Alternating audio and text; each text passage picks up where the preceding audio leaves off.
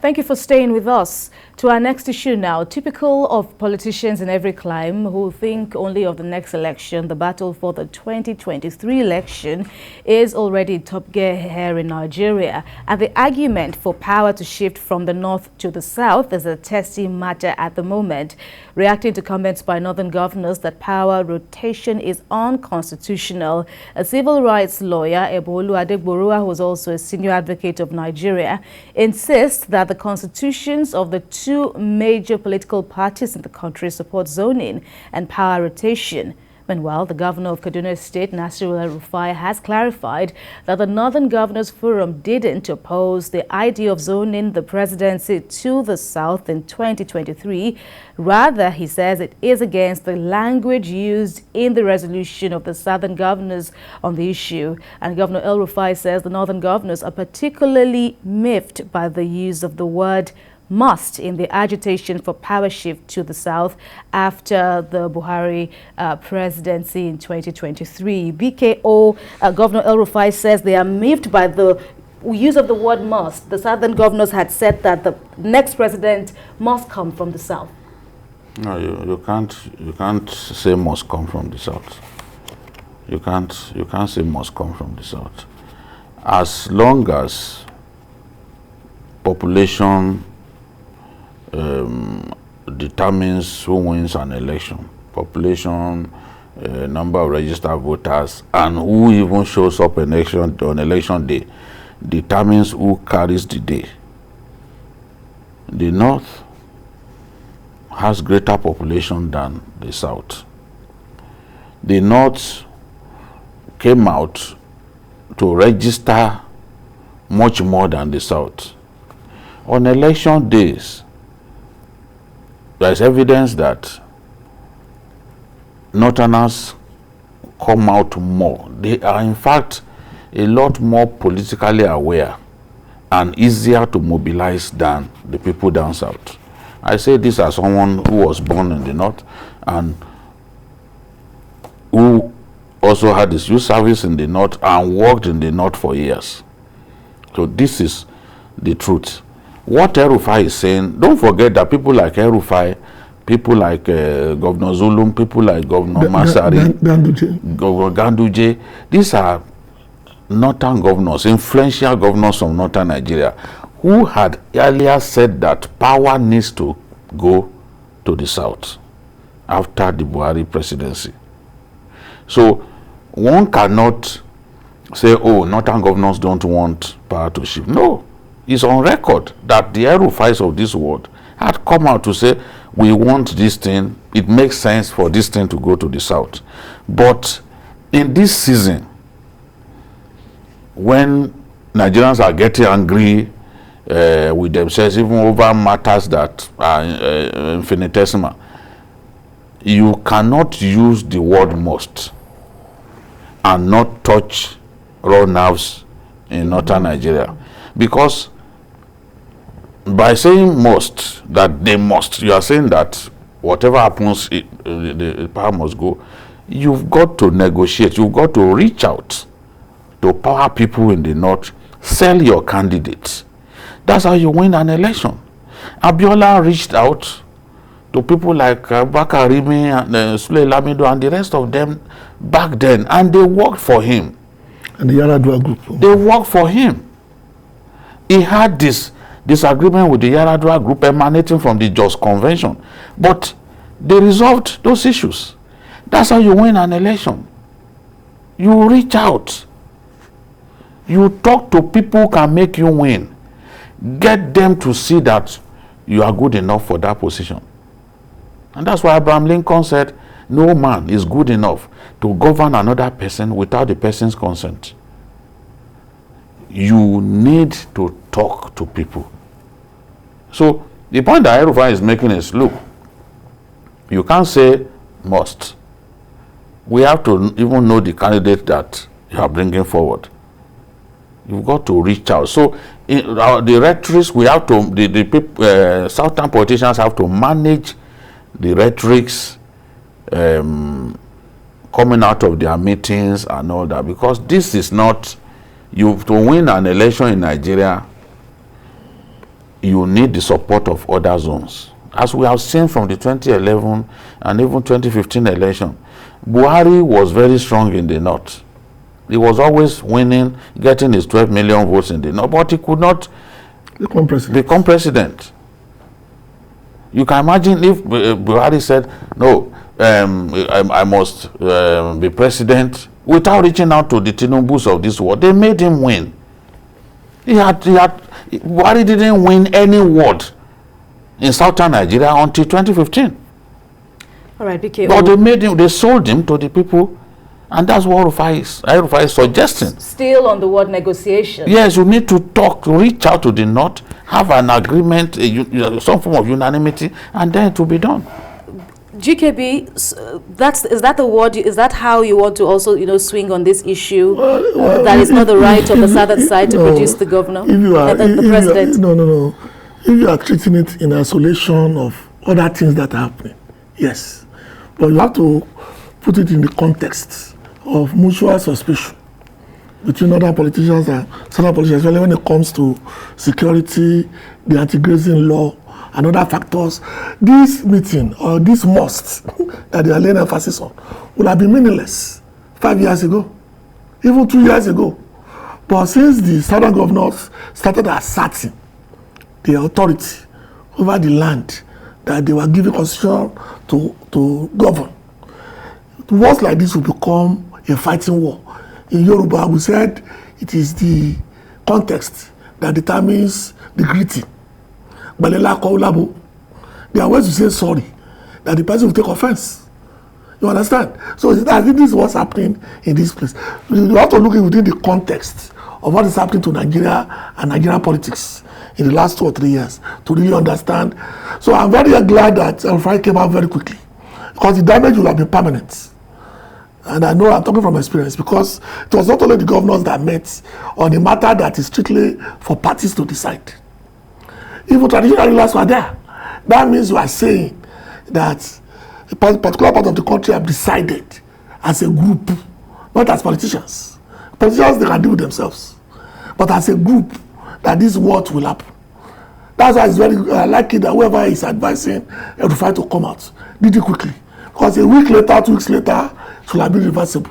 The damage will be done. Because like Gide said, Buhari was winning comfortably in a particular part of the country. But it wasn't enough. Until 2015. If this thing was not nipped in the bud, the next 2-3 elections in Nigeria will become winner takes all. And that will not be good for the polity. Because all that means is this: everybody will win their zone. No winner will emerge. I will now have to go to simple majority. And you and I know simple majority means that there will be no consensus to work with. All right, we have joining us now civil rights lawyer and the senior advocate of Nigeria, Ebun-Olu Adegboruwa, joining us on Zoom for more insight into this very delicate matter. Thank you very much, Leonard Silk, for joining in at this time. Well, it is on record that Governor El-Rufai had earlier said that, power should go to the south come 2023, but now he has come out quickly now to take offense, so to speak, at the use of must on the position of the southern governors, that power must go to the south in 2023. How do you assess these positions?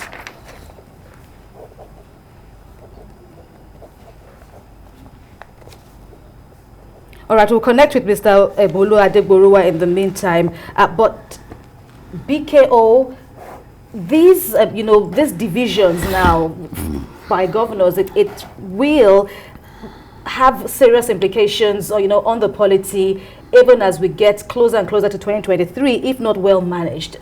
What do you prefer at this time? I see this as a storm and a teacup. At the level of the parties, they would agree. They would agree. It's always been like this. It's always been like this. They would agree. And, it is the duty of the parties to zone elective positions. People say, that that it is not in the Constitution that elective positions should be zoned. They have a point. They have a point. But parties will do the needful. Parties will decide where their presidential candidate, for example, will come from, and that will be the product of horse trading, negotiations, and serious attempts at hammering out a deal. The North, to the power people in the North will also decide on who they think will best protect the interest of the North, because politics is an interest-driven game. At the end of the day, unanimity would be achieved, because there was a time when it was decided that, look, this power thing should go to the South, and that was what happened. I mean, that the South should produce the vice president, and Jonathan became vice president and ultimately became president. A time also came when it was decided that, oh, let us have Obasanjo as president to placate people over June 12th. And that was what happened. Everybody, the North generally supported the Obasanjo presidency. So I believe that by the time we get closer and closer to 2023, these issues will be resolved. I see a good number of northern governors who would want to see the South produce the next president of the country. But it has to be a product of agreement. Fighting words will not take us there. All right, we can now connect with Ebun-Olu Adegboruwa, a learned senior advocate of Nigeria. Welcome to the program. More and more influential Northerners, first the Northern Elders Forum, Governor El-Rufai, have come out recently to say now that the decision on who gets to lead Nigeria come 2023 should be based on negotiation and not as of right as to the South, getting to produce the next president. What do you make of that? Thank you very much. I agree with my fellow panelists in terms of the need for networking, in terms of the need for collaboration, and in terms of the need for people of the South to reach out in respect of negotiations and discussions for the next person to lead Nigeria. But I think the starting point is to say that it's an unfortunate development for leadership considerations when the priority is that of clan, tribe, zone, faith, rather than competence, rather than merit. And so what we say is that we can say you use the word degenerated in the consideration of the criteria for leadership if we have reduced it to matters relating to zoning, in terms of who leads the country. But like Mr. Otitoju has said, this has been the experience in our political history. I may not totally agree that the Southern governors were not diplomatic because they are following a precedent. And I like you to remember that in 2006, Northern governors met in the same place where they met recently. And they took a decision that power must go to the North. They used the word must. That meeting was led then. That meeting then was led by Nasarawa State Governor Adamu at that time.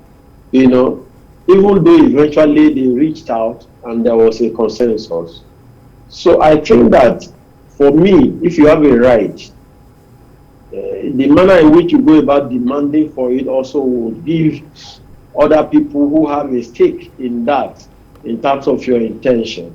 And I think the way in which the Northern governors came out to give the impression that they even consider that power should be retained in that zone of the country after the tenure of President Muhammad Buhari, it sounded a little insensitive because, tension had built. And you remember that in particular in the Southeast, the cry is marginalization. The cry in the Southeast is that of neglect in terms of leadership, in terms of infrastructure. So when those kind of areas here,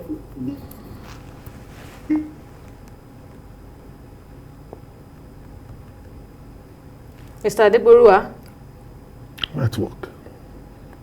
All right, we will try to, reconnect with Mr. Ebun-Olu Adegboruwa. In the meantime, BKO, listening to the learned senior advocate of Nigeria and his recent position that the two major political parties also support zoning, how do you think this would fit? You've already said that it will still be left on the quarters of the political parties to decide who to field, but is the learned silk also saying the same thing with what you've said, or does his own submission stand alone, so to speak? No, he was responding to newspaper reports quoting some leaders from the north saying that zoning is unconstitutional and confrontational. Zoning is unconstitutional, that people should not talk about zoning and all that. So, and he said, oh no, that the two political parties have zoning in their constitution. So you cannot say that zoning is unconstitutional. And he also talked about the federal character section 14 subsection 3 of the constitution, which says that power positions should be equitably distributed, in a manner that endorses zoning and even power shift, as it were. So his argument is, look, flowing from section 14 subsection 3 of the constitution, you cannot even say that zoning is unconstitutional, because the federal character principle prescribes that political positions should be shared equitably across board, in a manner that shows fairness, and that even your own political parties, the two dominant political parties, they have it in their constitution that there would be zoning. So if he finds it difficult to understand why top politicians will come out and say no, zoning is unconstitutional and all that, when those two parties clearly in their constitution, zoning is provided for. So that's his own argument, that look, anybody asking for zoning should not be seen as someone who does not know what he's saying, bearing in mind section 14 subsection 3 of the constitution, as well as the relevant provisions of the constitutions of both parties. That's his own argument. Well, we have Ibrahim from Yobe State. Welcome to the program. Hello, good afternoon. Good afternoon. Yes. Okay. My position is on this. Politicians in Nigeria, they know how they do their own thing. Initially, when the southern governors met, they know that when they decided to bring out an issue outside to the limelight, that the zoning must go to the south. So it's like they are unilaterally, only the southern governors now are now producing the next president, because when the northern governors sit down now and now absorb it, so when the next president is now coming, it's like only unilaterally, it's only the southern governors that produces the next president. So nobody from the north or the governors from the north will now agree with it. But initially.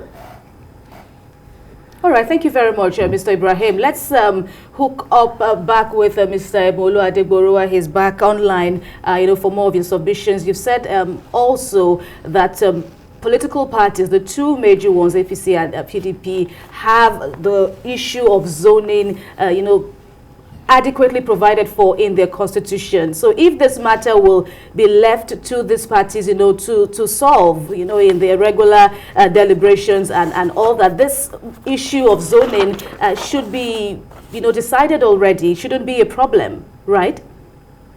No, at all. It shouldn't be a problem. As a matter of fact, if you check section 223 of the Constitution of the Federal Republic of Nigeria, it is specified there that every political party must draft its constitution, aims and objectives in such a way as to achieve zoning and federal character. It's even contained in the Constitution in section 223 that there's an expectation on all political parties to ensure that the sharing of positions, both elective and party offices, are done in such a way as to achieve equilibrium, to achieve a zoning and rotation. And so it was sent to that section that the People's Democratic Party, when it was writing its constitution, Article 7 of the PDP Constitution, Article 7, Sub 2, Article 7, Sub 3, it is specifically stated in the Constitution of PDP that public offices, president, governor, senators, elective offices specified must be rotated and zoned. And